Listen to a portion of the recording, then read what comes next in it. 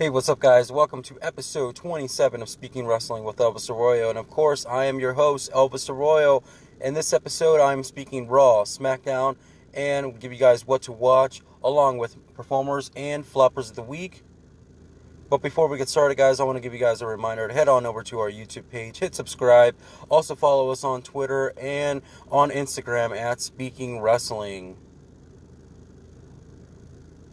Alright, guys, so the WWE Draft has come and gone. And let me know what you guys think. Did your favorite WWE superstar end up on the brand that you like the most? For me, certain of my favorite superstars ended up on the same brand. Not so much difference, and that's pretty much how this draft went this year. And quite frankly, to be honest with you guys, I didn't like this draft. It was a little bit long awaited, some anticipation going into it. You really kind of built up some, theories going into where your favorite WWE superstar will end up. Some will end up on SmackDown, some on Raw, perhaps some will go back down to NXT. That's what I was looking forward to, but I was disappointed by this year's draft. And quite frankly, another thing too, it's like I don't know if they needed two drafts in 1 year. They did have the shakeup after WrestleMania earlier in the year, and now the draft once again, left you kind of hanging that, we've kind of done this before, but with the whole shakeup, and then you had the wild card rule, it really didn't factor in the first time. So for WWE to, correct themselves and go with the WWE draft and and have it well timed with, their debut on Fox, is sure to be a sure shot at giving us a better option than what we had going forward. But once again, WWE drops the ball on this.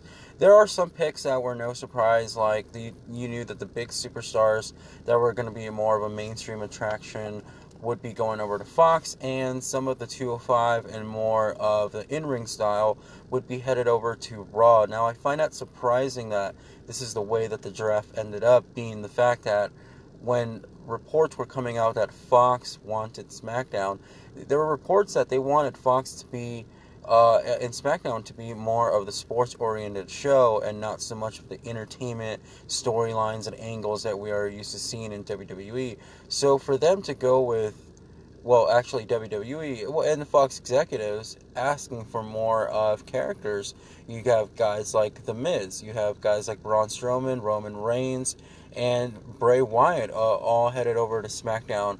Superstars that you don't know them for their in-ring work or their mic work, you know more for their characters and larger than life. So it's, I find it strange that this is the way it panned out when, they want Fox, wanted SmackDown to be more of a sports show.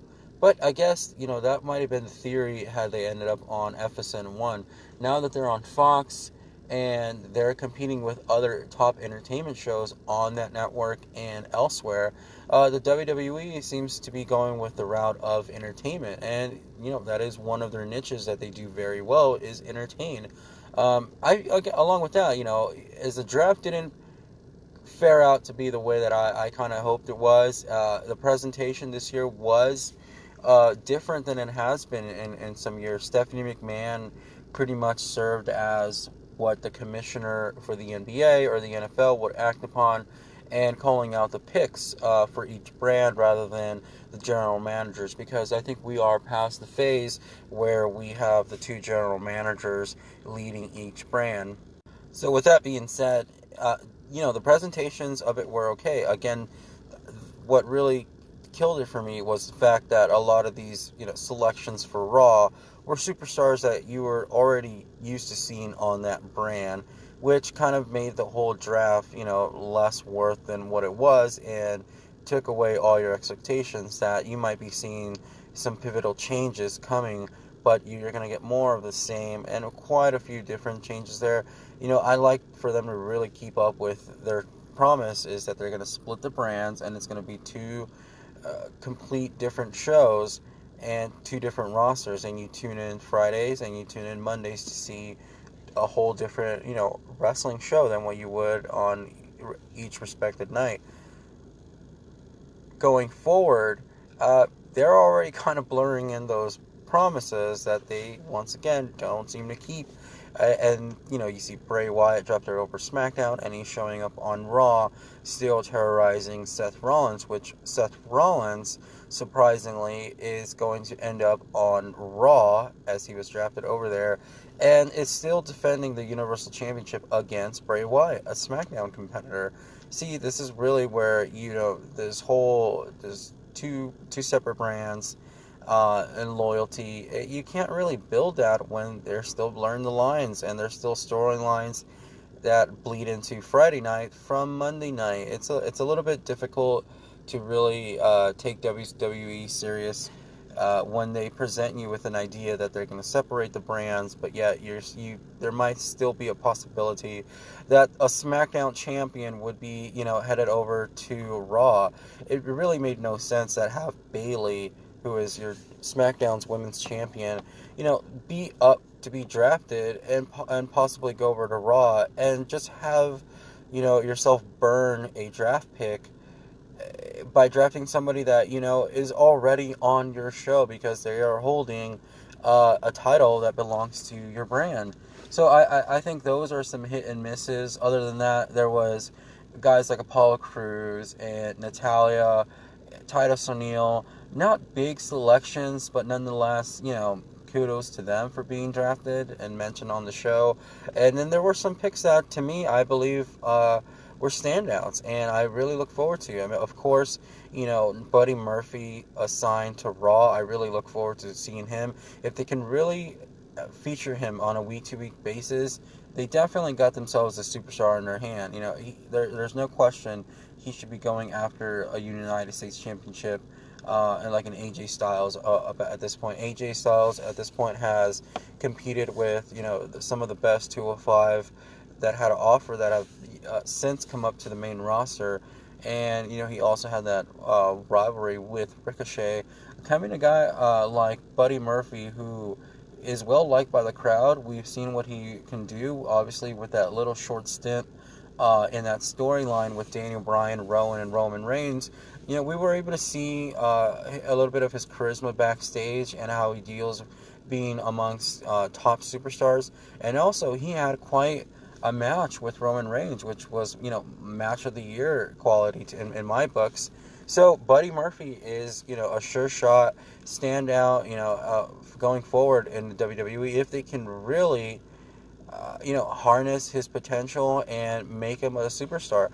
No doubt in my mind that Buddy Murphy has all the talent and the charisma in his character that can, push him towards a Universal title or a WWE Championship. And when you really look at it, guys, some of the guys that have ever gotten the shot at the top titles, it took years for them to get to that spot. A perfect example is the former WWE Champion, Kofi Kingston, because when you really look at it, guys, like, this is the time for Kofi, guys like Dolph Ziggler, where they're past that, building up the foundation of the company and being considered the new guys. They are now the veterans of the WWE, and it's their time to shine. You see that with Jake Hager over in AEW having his opportunity to shine. R-Truth is having some of the biggest success in his career, and it's coming this late in his career where he's ascended to being a veteran and having that knowledge backing his career,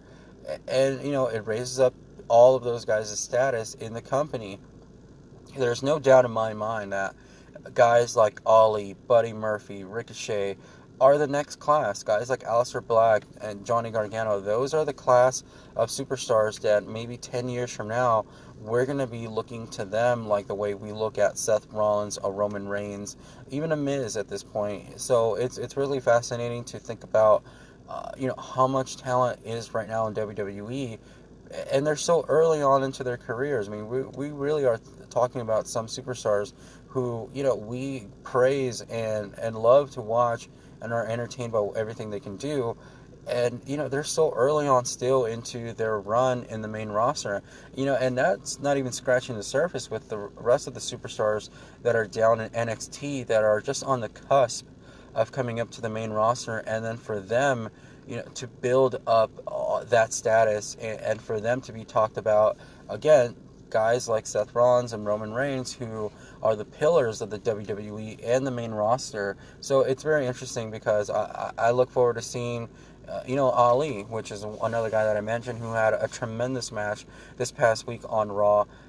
And also Humberto Carrillo, who is, a newcomer. Maybe if you haven't been watching 205 or caught some episodes of NXT, you might have missed him, but he's definitely a guy that, it draws interest. He's, Mexican born, and he brings a style that is, a hybrid of luchador, but also can go in there, and he's got the height and the build of, a young Randy Orton. To me, I really say he's got the potential of being a breakout star. And also Liv Morgan. Don't skip on the women. There were some great choices this year in the draft, and Liv Morgan is one of those superstars that I look forward to seeing her potential. And this could really be the start. I mean, being drafted over to Raw as the last pick in the draft, that's something to be said for her. And along with all the rest of the picks in the draft, Gable and Heavy Machinery, and as well as your new WWE Smackdown Women's Champion, Bayley. Congrats to Bayley, and this is really a big moment in her career. She really went overboard and turned heel, guys. She finally did it, and she did it in a very fashionable way because she cut her famously known ponytail. She really went that far to cut her ponytail. Drastic change, but it was needed for her character, and I think this was the perfect time for Bayley to finally turn heel and embrace that side of her. And it really fits her. This transition has been one that I haven't questioned more than really been intrigued by her character and what she can bring. I look forward to what she can bring with this character now that she's over on SmackDown as the women's champion, and Charlotte being drafted over to Raw. So I don't think we're going to see that rematch come in. So new journey, a new look for Bayley. I'm excited for her. I'm proud for her.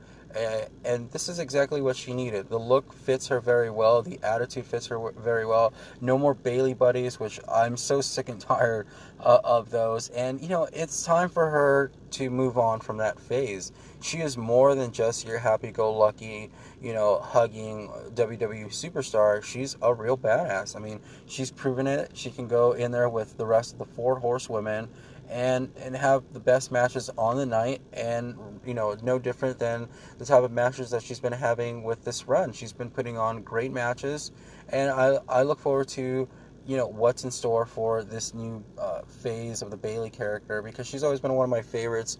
And also, guys, Tyson Fury and Braun Strowman. I gotta say, Tyson Fury, I gotta give major kudos to this guy.